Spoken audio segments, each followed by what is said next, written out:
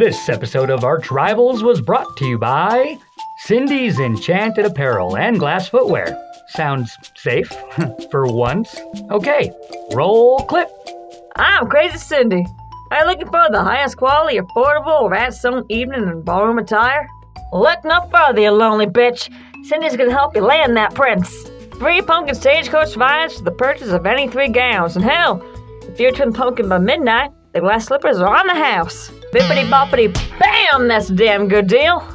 We don't just sell dresses, we sell happily ever after. So come on down to Crazy Cindy's Enchanted Apparel. One look at our competitive prices and you'll say, damn, that Cindy bitch is crazy as fuck. Wow, I just can't with these anymore. I mean, hey, I'm practically perfect in every way with ArchRivalz.joy. Oh boy. And today we explore the wonderful world of Disney. With us today is trusted correspondent and self-proclaimed fairy of funnage, the one and only Princess Kinkerbella. Great to have you with us on the show today. Great to be here. Looking forward to getting deep in this Disney rabbit hole. But first, a quick history. Oswald the Lucky Rabbit. what a clunky-ass name. Doesn't exactly roll off the tongue. Sounds like a joke, right? Like a parody of Mickey Mouse? You must be thinking to yourself, this isn't real. Well, you're an idiot, and it's very real. In fact, Oswald was created by none other than Walt Disney himself and designed by this guy for Universal Pictures. Trolley Troubles is about 5 agonizing minutes of who gives a shit. And the first time audiences met Oswald the Lucky Rabbit.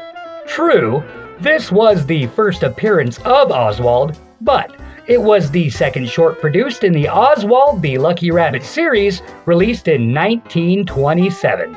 The first produced short, Poor Papa, Sucks. This humorless dumpster fire was such a steaming pile of poorly received embarrassment that the staff at Universal held back the short until 1928. Trolley Troubles gifted Oswald with a redesign, recreating Ozzy as a troublesome teenage dirtbag. This short was re-released by Universal with music and sound in 1931, just in case you want to know what a waste of time sounds like. So when the money got funny with Charles Mintz, Walt and this guy bailed on Oswald the Stupid Rabbit and then took over the world. Walt Disney and a handful of friends would then go on to create Mickey Mouse. Oswald continued to release shorts under Universal all the way up until 1938, but no one cared. And when Oswald fell off of the things people give a shit about consciousness of cultural zeitgeist, nobody missed him. 2006 happens, as well as Disney acquiring the ownership of Oswald. The character would see a resurgence thereafter, beginning with the 2009 video game Epic Mickey, which depicts Oswald as a long-forgotten actor with a vendetta against Mickey, which is pretty awesome. Ozzy has a girlfriend by the name of Hortensia the cat. Despite being a rabbit, he's all about the pussy. No, wait, that actually checks out. The heart wants what the heart wants. Regardless of being members of completely different species, they somehow managed to produce little rabbit babies. Fun fact! Oswald, Goofy, and Pete are 3 of the very few characters from the classic Disney shorts to have a biological child instead of a traditional niece or nephew. Yep. Goofy has Max, Pete has PJ, and of course Oswald and Hortensia miraculously spawn unnatural bunny children abomination. How? Fuck you, that's how. Maybe the power of love? Have you ever thought of that? Of course not, because you only think of yourself. The Pixar Theory. You see, John Negroni claims that every Pixar movie is connected across one timeline, similar to every Disney character kicking back at the House of Mouse. Crazy if you think about it. And we're about to think about it way too hard. Pixar, I'm not done with you yet. It seems like ever since this theory became popular, the good people at Pixar have done nothing but create movies and write stories that debunk this theory. It's great that we're holding on to this one, but it's also okay if artists just want to tell a story. And Sometimes an Easter egg is just an Easter egg. Calm down, you spaz. Before you even hit that comment section, I know this theory is a fun one, and from most angles, pretty solid. But sometimes if you want to find something bad enough, you'll find it, even if it's not really there. Mic drop. If the Pixar theory holds any water, it's because of the good dinosaur. It's in this story that we find out the meteor that supposedly destroyed the dinosaurs didn't, giving us a branch reality parallel to our own, or Disney's, or as the Pixar universe. Disney-Verse times 3. Anthropomorphic Disney-Verse. Movies like Robin Hood, Chicken Little, and Zootopia fit in way better with Mickey's established world. That is to say, his actual neighborhoods of Duckburg, St. Canard, Spooderville, Cape Suzette, etc. That is to say, outside of the interdimensional nexus that is House of Mouse, most of Mickey's acquaintances are animal people. Chicken Little even shows us what all the anthropomorphic fish and birds and lizards are up to, given that they do not live in Zootopia. But Nick Wilde has a striking resemblance to a certain fox I remember quite vividly as a prepubescent spawn. And after rewatching Robin Hood as an adult, I realized that they did nothing but keep themselves busy until the eventual arrival of King Richard, who shows up and then just everything is fixed. He made the Crusades his bitch, and then was home in time for tacos. But I digress. Are all 3D Disney movies connected? Oh, Bull, show me the connections! Ha ha ha! Challenge accepted. Number 1. We see that flower from Tangled blooming in the narrative of Moana. Number 2. Flynn Rider and Rapunzel are at Elsa's coronation for fuck's sake. Number 3. Hey Hey is hiding in Ray's Dragon movie. Number 4. Hidden Mickeys fucking everywhere. Disney meta. You see, Disney exists as the company that it is, being the company that created Wreck-It Ralph as a movie. Inside the movie, Ralph Breaks the Internet, a sequel to the Disney movie Wreck-It Ralph. That is about as meta as you can get. In fact, all previous princesses are included in this 3D D23 world, even though they are not the actual princesses but digital code, an avatar likeness of each and every Disney property. Self-aware, conscious, artificial intelligence, people. And they use it to quiz tweens on how to find out which Disney princess you are. Are all 2D Disney movies connected? Y'all, who gives a shit? Who's a fairy got sprinkled to get a drink around here? Oh boy! It's time for quick shots! Quick shots, go! Well, excuse me, princess. We're talking princesses. Princess is a funny word. It means so many things. Apparently. So children can identify and wish upon a tree. Oh, they're not all princesses, are they? Well, you've got Rapunzel and Jasmine. There's Snow and Vanellope too. So you're just gonna sing, huh? Being a princess means more than your father's the king. That's just not true. Tiana and Belle are in like Aladdin, and Anna and Elsa are queens. He knows the Empress and Queen of Atlantis. Pocahontas' father was chief. Tiger Lily's creation was Basically racism. Made Mary and married a thief.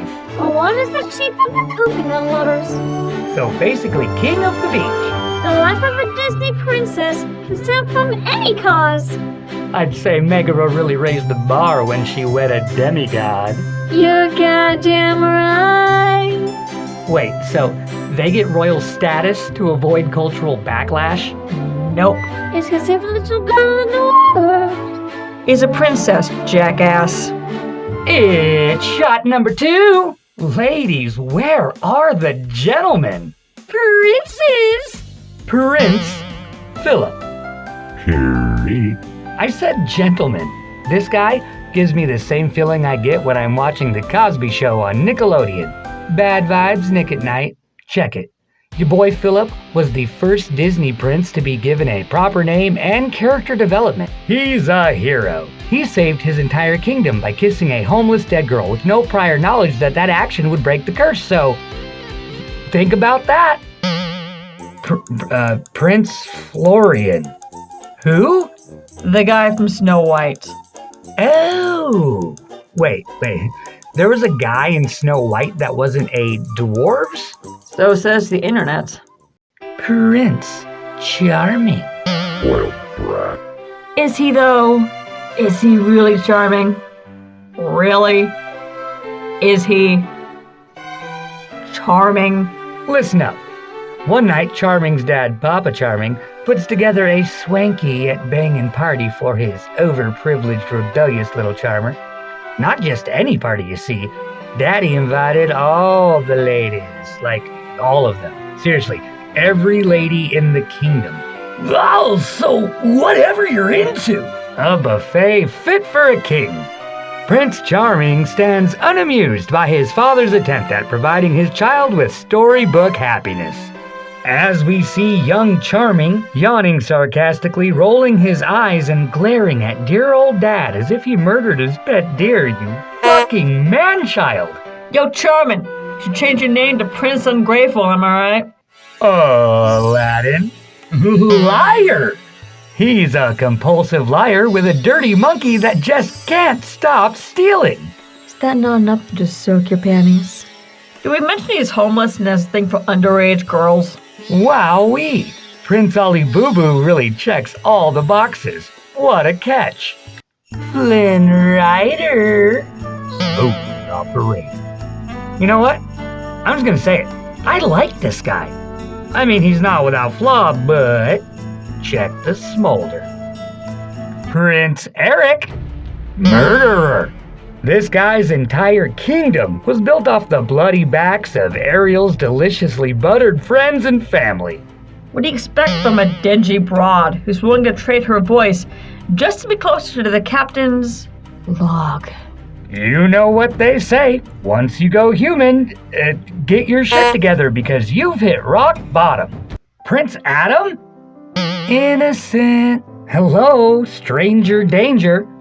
After this crazy old witch, who was never brought to justice, puts a curse on you and all the innocent employees in your palace, it only reinforces your excellent decision to deny this monster access to your home. Imagine what this magical psychopath could have done to you and your staff while you slept. Adam, you made the right decision, but the road to Belle is paved with good intentions. You see what I did there? Li Sheng! Sexually confused? This guy's not just a decorated soldier, he's a total trooper. Talk about rolling with the punches. The confusion of battle and the relief of victory is nothing compared to the revelation that you're catching feelings for the hardest working little cadet in your squad. Then you find out the first dude you're looking to experiment with has actually been a sexy Asian chick this whole time. What a mindbanger. Prince Naveen. Ambiguous? In order to spotlight an interracial couple, Disney flat out made up a flimsy fictional country. Why could an African American woman fall for a man with a racial background that actually exists? What the fuck, Disney? Simba. Dirty hippie. On one hand, the future king was raised in paradise by a lovely gay couple and understands the meaning of Hakuna Matata.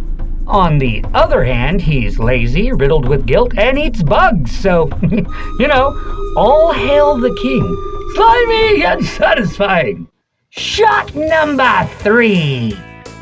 Villains. Ha ha ha ha ha ha. Scar.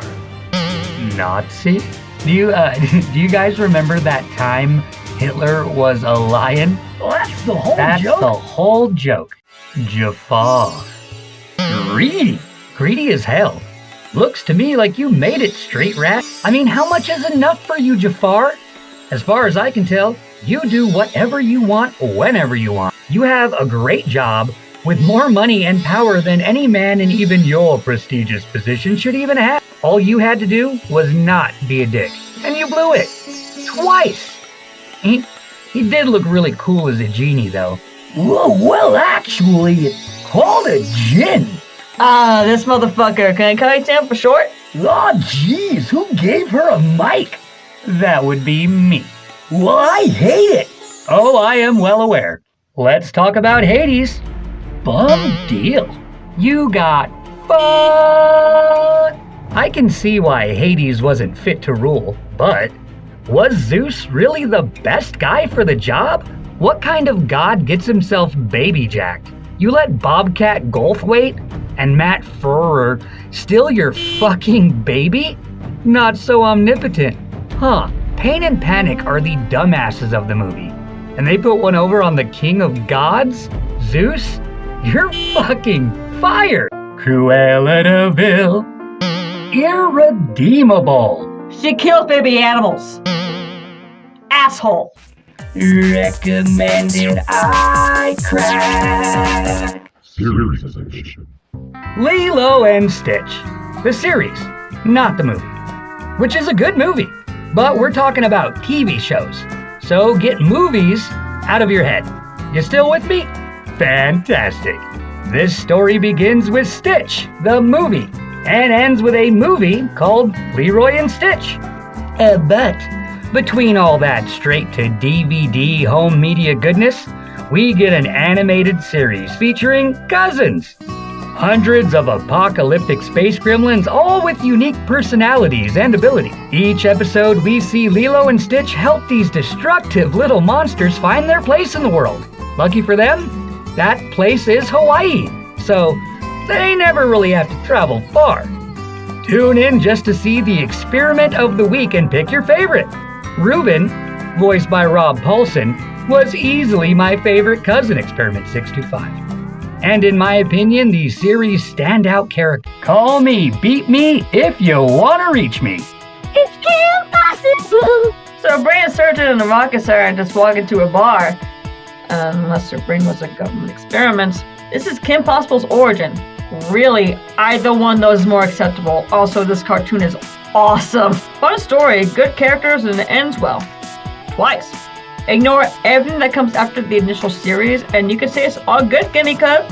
Such an impressive amount of voice actors took part in James Bond-esque superhero coming-of-age story. Jake Long, American Dragon. Normally, I hate when a cartoon overuses hip-hop lingo. And the dialogue for this cartoon was clearly written by an older person who remembers what young people used to talk like in the early 90s. But somehow, this totally works. You get all the classics, such as Ain't No Thing But a Chicken Wing, fan favorites like Ya Mean, and of course, You Heard? Season 2 changes up the style drastically, but thankfully sticks to the overarching storyline, bringing the series to a close and leaving you feeling all warm and fuzzy inside.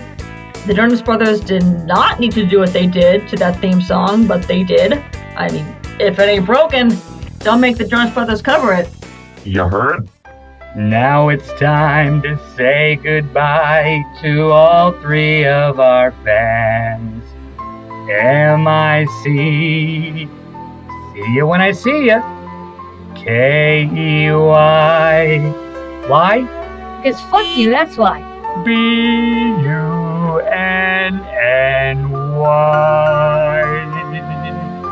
We hope you've enjoyed what we've done to your face. Make the subscribe button do what it do. Let your conscience be your guide to that subscribe button. Do it, or Pinocchio's gonna eat your face. Why would Pinocchio do that? Because Pinocchio's the worst. I thought you were gonna say. That's what the bunnies do.